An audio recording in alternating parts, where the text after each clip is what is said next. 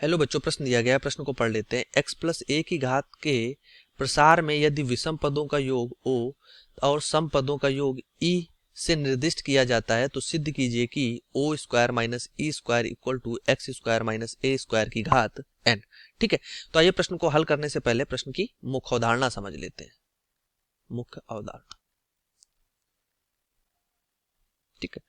अगर हम यहाँ पे x प्लस ए की घात n के प्रसार की बात करें, इसका प्रसार अगर करते हैं तो हमारे पास इसका प्रसार क्या होता है, एन सी जीरो एक्स की घात n, और यहाँ पर होता है a की घात 0। ठीक, फिर एन सी वन एक्स की घात n माइनस 1 और a की घात होता है 1, फिर plus n c two x की घात n माइनस 2 और a की क्या हो जाता है स्क्वायर।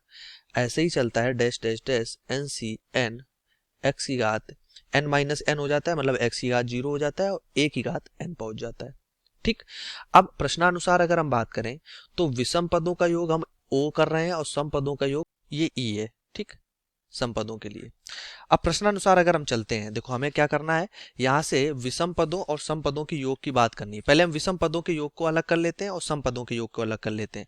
तो यहाँ से अगर सम पदों की बात करें तो एन सी जीरो एक्स की घात n प्लस एन सी दो एक्स की घात n माइनस 2 a की घात 2 प्लस डैश डैश डैश अनंत तक जाएगा। ठीक, फिर प्लस फिर एन सी वन एक्स की घात n minus 1 a plus n c three x की घात n माइनस 3 a की घात 3 प्लस डैश डैश डैश अनंत तक जाएगा। ठीक, अब यहां से अगर हम देखें तो ये हो जाएगा x प्लस ए की घात n इक्वल टू, ये तो हमारे पास कौन से सम पद हैं, ये विषम पद हैं, तो ये हम लिख लेते हैं o प्लस ई, मतलब o वाले विषम पद को और e हम सम पद को, इसको हम दे देते हैं समीकरण 1। ठीक, अब अगर हम इसी प्रकार x माइनस ए को खोलें, x माइनस ए की घात n को, तो ये हो जाएगा एन सी जीरो एक्स की घात n minus n c one x की घात n माइनस 1 a की घात 1 plus n c two x की घात n माइनस 2 a की घात 2, और यहाँ से हो जाएगा minus n c three x की घात n माइनस 3 a की घात 3 plus n c n x की घात n माइनस n a की घात n। ठीक, यहां से भी हम क्या करेंगे, सम और जो विषम पद है इनको अलग अलग करेंगे।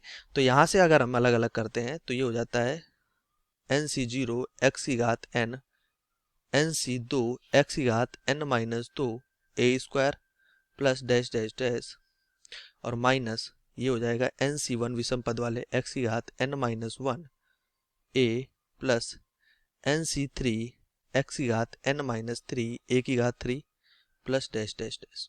ठीक, अब यहां से हो जाएगा x माइनस ए की घात n equal to o minus E, समीकरण 2 आ जाएगा।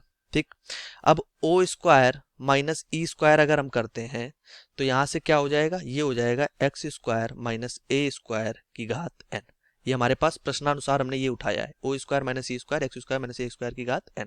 अब इसका अगर हम LHS लेते हैं, मतलब कि बायां पक्ष, तो ये क्या हो जाएगा, O square minus E square है, ये ई स्क्वायर है, माइनस का नहीं है।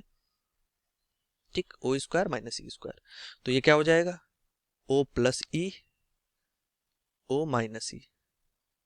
ठीक, तो ये हो जाएगा x प्लस ए की घात n x माइनस ए की घात n। ठीक, तो यहां से हो जाएगा x प्लस ए और x माइनस ए पूरे की घात n लिख सकते हैं, पूरे की घात n लिख देंगे। तो यहां से अब हम इसको x प्लस ए और x माइनस ए को अगर देखें तो इसको हो जाएगा एक्स स्क्वायर माइनस ए स्क्वायर, क्योंकि A square plus B A square minus B square equal to क्या होता है, A plus B A minus B, इसकी पूरी पावर हो जाएगा n। तो यही तो हमें प्रश्न में सिद्ध करना था कि ये हमारे पास किसके बराबर है, एक्स स्क्वायर माइनस ए स्क्वायर की घात n को, तो ये हमने सिद्ध कर दिया। तो आशा करते हैं प्रश्न का उत्तर समझ आया होगा। धन्यवाद।